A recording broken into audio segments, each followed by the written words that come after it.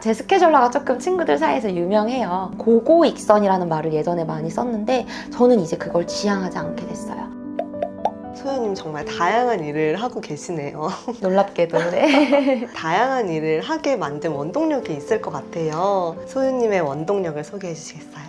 저는 사실 좀 여러 가지 일들을 좀 동시에 하는 걸 좋아하고 그래서 좀 많은 걸 하는 걸로 보이는 것 같아요. 근데 이게 누군가한테는 뭐 5개의 일을 한다고 하면 100 곱하기 5에서 500의 노력이 든다고 생각하시는 분들이 있는데요. 제 경우에는 그렇지는 않아요. 오히려 훨씬 적은 에너지로 5가지 일을 하게 되는 것 같습니다. 모든 것이 되는 법이라는 약간 다능인에 대한 책을 읽었어요. 이 책에서는 이제 저 같은 계열의 사람들을 일컬어 다능인이라고 부르면서 이런 사람들은 여러 개의 일을 동시에 할 때 오히려 더 효율적일 수 있고 생긴 대로 살아라. 우리 같은 애들이 갑자기 장인이 될 수 없다. 약간 뭐 그런 취지의 내용이었던 것 같습니다. 조금 정확하진 않을 수 있어요. 근데 저는 이제 그 전까지는 스스로 항상 부족하다고 느끼고 끈기가 없다. 좀 내가 성실하지 않다 이런 프레임으로 좀 저를 가두고 생각했었는데 다능인으로 살기를 좀 받아들이고 나니까 오히려 갓생 산다 열심히 산다 막 이런 뭐 아니면 어떻게 그렇게 많은 일을 해 뭐 이런 얘기들을 좀 듣게 되더라고요. 그래서 저는 오히려 뭐 예를 들어 일이 끝나고 독서 모임도 가고 싶고 유튜브 촬영도 하고 싶으니까 이 좋아하는 일을 하기 위해서 일을 딱 밀도 있게 끝낼 수 있게 되고 의도를 가지고 한다기보다는 재밌어서 이제 하다 재밌어서. 보니까 욕망이란 단어가 조금 뭐 한국에서 여러 가지 의미를 쓰이는데 저는 되게 좋아하거든요. 그래서 제 욕망에 따라 살다 보니 저는 좀 이게 남들이 볼 때는 좀 되게 추진력이나 이런 뭐 좀 이런 원동력이 좀 강하게 보이는 것 같은데 저는 사실 그냥 욕망 추구형 인간입니다. 네. 그때 내가 하고 싶은 거를 충실하게 하는 거죠. 네, 맞습니다. 그럼 이렇게 다능인으로서 소연님의 모습을 발견하신 순간이 있을까요? 제 경우에는 이제 회사를 다니면서 이제 대학원 준비를 병행을 했었어요. 그때 정말 제 일과가 난리도 아니었는데 저는 원래 대학원을 뭐 바로 준비할 계획이 있었다기보다 뭐 한번 해볼까라는 마음으로 처음 시작했기 때문에 회사를 다니면서 주 이틀 정도는 퇴근하고 춤을 췄어요.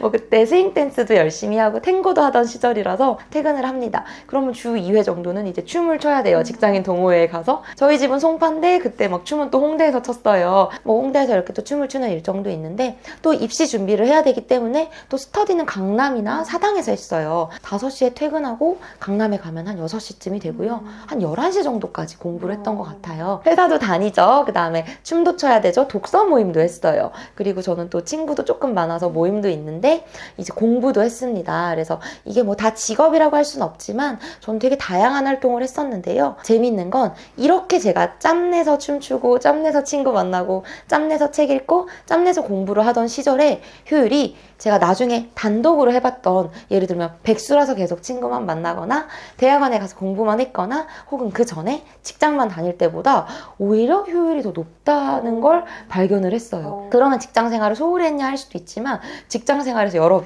칼퇴를 해야 돼요. 저는 칼퇴를 해야 되니까 어떻습니까? 칼퇴하는 거에 책을 잡히지 않으려면 또 열심히 하루 일과를 해야 되잖아요. 그래서 이제 또 회사에서 일할 때는 또 막 메신저도 하고 카톡도 하고 옛날에는 그랬다면 그때는 정말 난 5시 안에 가급적 최대한 일을 끝내야 뒤에 있는 스터디든 뒤에 있는 모임을 갈 수 있기 때문에 또 파워 집중을 해서 이제 일을 하는 거예요. 변호사 시험 보기 한 100일 정도 전까지는 했던 것 같아요. 진짜 부지런하시네요. 그렇게 봐주시는 분도 있지만 어떻게 보면 하나만 못하는 병에 걸렸다라고 셀프 디스를 하자면 그렇지만요. 부지런으로 네 프레임 잡겠습니다. 다양한 일을 다 이제 잘 하기 위해서는 시간 관리도 중요할 텐데요. 소연님만의 시간 관리 노하우가 있을까요? 제 스케줄러가 조금 친구들 사이에서 유명해요. 제가 일단 MBTI가 J이고요. 대충 짐작하시죠? 공부를 시작하거나 1년이 시작할 때 계획을 짜는 걸로 시작합니다. 좀 계획 세우는 것도 좋아하고 일정도 좀 적어놓는 걸 좋아하고요. 우선은 이제 제가 좀 일정이 많고 매일 다르다 보니까 일단 기록을 좀 열심히 하는 편이에요. 두 번째로는 스케줄러를 채울 때 좀 큰 일정, 그러니까 중요도가 아주 높거나 좀 시간이 많이 걸리는 일정들을 좀 먼저 이렇게 채웁니다. 그 다음에 세부 일정들을 조금 우선순위에 따라서 배치를 하고 있고요. 시간 관리를 할 때 옛날에는 제가 되게 채우는 걸 너무 잘해서 채우다 보면 주 7일 동안 막 모든 풀타임으로 일정을 짜는 거예요. 그래서 저는 최근에는 수요일 오전 시간을 나와의 시간으로 이제 잡고 좀 일정표에 아예 매주 적어놨어요. 그러면 제가 약속을 잡을 때도 수요일 오전엔 선약이 있어 나랑 이러면서 이제 일정을 좀 비우게 되는 효과도 있고요. 그래서 이제 저는 쉬는 시간까지도 이렇게 좀 어떻게 보면 스케줄러 안에 넣음으로써 좀 관리를 하고 있어요. 그래서 저는 좀 스케줄러를 통한 관리가 좀 제 시간 관리에서는 툴적으로는 가장 핵심인 것 같고요. 시간을 잘 쓰기 위해서는 선택을 잘해야 한다고 생각해요. 그것도 지금까지 이제 소윤님이 해오신 선택들이 이제 지금의 소윤님을 만들었을 텐데요. 소윤님한테 소윤다운 선택은 무엇인지, 그리고 또 이제 선택을 잘하려면 어떻게 해야 된다고 생각하시는지 여쭤보고 싶습니다.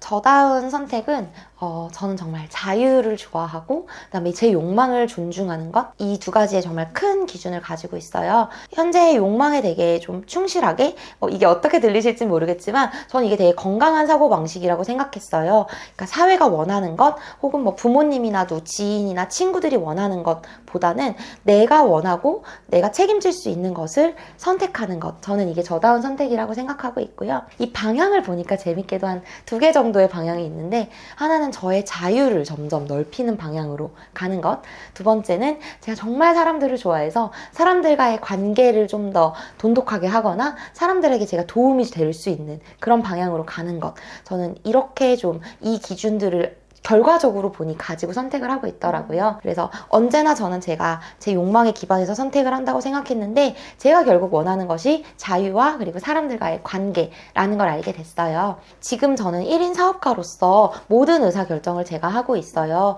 그리고 뭐 여러분도 마찬가지로 사업이 아니더라도 인생에서 우리가 많은 정말 의사결정을 해야 하잖아요. 이직, 뭐 아니면 혹은 뭐 부업, 그게 아니더라도 회사에서 어떤 팀을 뭐 지망할 건지, 아니면 퇴근 후에 시간을 어떻게 보낼 건지, 저는 다 의사결정이라고 생각하는데요. 모든 선택에는 기회비용이 따른다고 생각해요.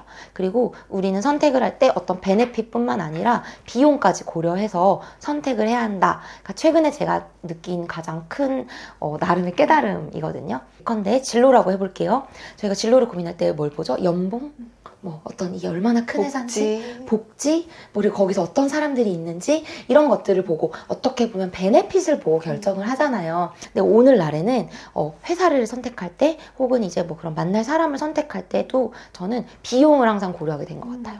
예를 들어 고연봉의 회사에서는 야근이 수반될 수 있죠. 너무너무 모두가 가고 싶어하는 회사는 그만큼 나한테 조금 뭐 잘해주지 않을 수 있는 거죠. 그 회사에선 제가 덜 아쉬울 수 있는 거잖아요. 우리가 이 앞단만 보는 게 아니라 이 뒷단에 수반되는 이 비용을 오히려 저 인지하고 내가 치를 수 있는 비용이 어디까지인지, 그리고 나는 기회비용 어디까지 감수할 수 있는지 생각했을 때 좀 선택에서 후회가 덜한 것 같아요. 그래서 저도 항상 요즘에는 비용을 좀 열심히 보려고 하고 있습니다. 좋습니다. 모든 걸 다 얻을 수가 없더라고요. 그렇죠. 네. 모든 걸 얻을 수 없죠. 그러면 결국은 베네핏보다 비용에 매몰이 되어서 베네핏에서는 우리를 불행에 빠뜨릴 요소는 좀 적은 것 같고요. 내가 치르는 비용이 너무 클 때 조금 사람들이 불만족하거나 가진 것에 비해서 조금은 좀 방황한다는 느낌을 받았어요. 그렇죠. 네. 맞아요. 항상 균형감 있게 가져가는 게 중요한데 비용에 조금 더 매몰되는 것 같긴 해요. 그래서 저는 사실은 고고익선이라는 말을 예전에 많이 썼는데, 저는 이제 그걸 지향하지 않게 됐어요. 제 적정한 균형점을 찾는데 요즘에 좀 노력을 하고 있고, 내 균형점이 남들보다 낮다면 그것을 좀 받아들이는 훈련을 하고 있어요. 오늘 이제 인터뷰를 마무리해 보려고 해요. 네. 그래서 마지막 질문을 드리고 싶은데, 제 채널에 나오면 피해 가실 수 없는 질문이 네. 있거든요. 나다운 삶에 관한 질문이에요. 그래서 소윤님이 생각하시는 나다운 삶이란 무엇인지 공유해 주시면 감사하겠습니다. 이게 참 어렵고 중요한 질문이죠. 쉬우면 또 재미가 없죠? 네. 제가 생각하는 나다운 삶이란 나 자신을 잘 알고 그것에 기반해서 선택을 하고 그것에 대해서 결정을 내리면 책임을 지는 것이라고 생각을 해요. 그래서 제가 오늘 말씀드린 뭐 많은 것들이 먹러되어 있는 것 같아요. 우선 나에 대해서 장점과 단점을 명확하게 알고 내 욕망을 분석한 다음 그것의 선택지가 가지는 기회비용과, 그러니까 혜택과 비용을 모두 인식한 다음에 내가 책임질 수 있는 걸 기꺼이 선택한 다음 기꺼이 그 결과에 대해서 책임을 지는, 저는 이 일련의 과정이 되게 행복과 자유를 안겨다 주었고, 그래서 이것이 저다운 삶이라고 믿고 그렇게 살아가려고 노력하고 있습니다. 좋습니다. 혹시 저희 구독자분들께 하고 싶은 말씀 있으실까요? 구독자님들이 굉장히 좀 건강하고 좀 이렇게 밝은 분들로 알고 있어요. 댓글이 너무 아름답더라고요. 그래서 제가 만나는 세계랑 이솔님의 세계가 좀 다르다는 생각이 들어서 좀 좋아 보였습니다. 네. 저는 아시다시피 사건 사고의 세계에 있기 때문에 돌아와서요. 네, 구독자분들이 굉장히 좀 멋지다는 생각을 저는 했는데요. 혹시라도 제가 궁금하시거나 저한테 물어보고 싶으신 게 있으시거나 하면은 저한테 개인적인 연락 주셔도 저는 정말 대환영이고요. 소연님의 인스타그램을 네. 설명란에 적어놓겠습니다. 네. 저는 오지랖을 부리기 위해 그리고 말을 하기 위해 진로까지 바꾼 사람이거든요. 그래서 제가 오지랖을 부릴 기회를 주셔도 너무 좋아서 인생 컨설팅도 대환영이고요. 네, 앞으로도 우리 이솔님 채널 많이 사랑해 주시고 그럴 리 없겠지만 제가 악플 고소하거든요. 그래서 악플 다시면 안 돼요. 네. 안 돼요? 네, 안 돼요. 네, 많이 사랑해 주세요. 오늘도 영상 봐주셔서 감사드리고요. 저희는 또 다음 시간에 만날게요. 안녕. 안녕.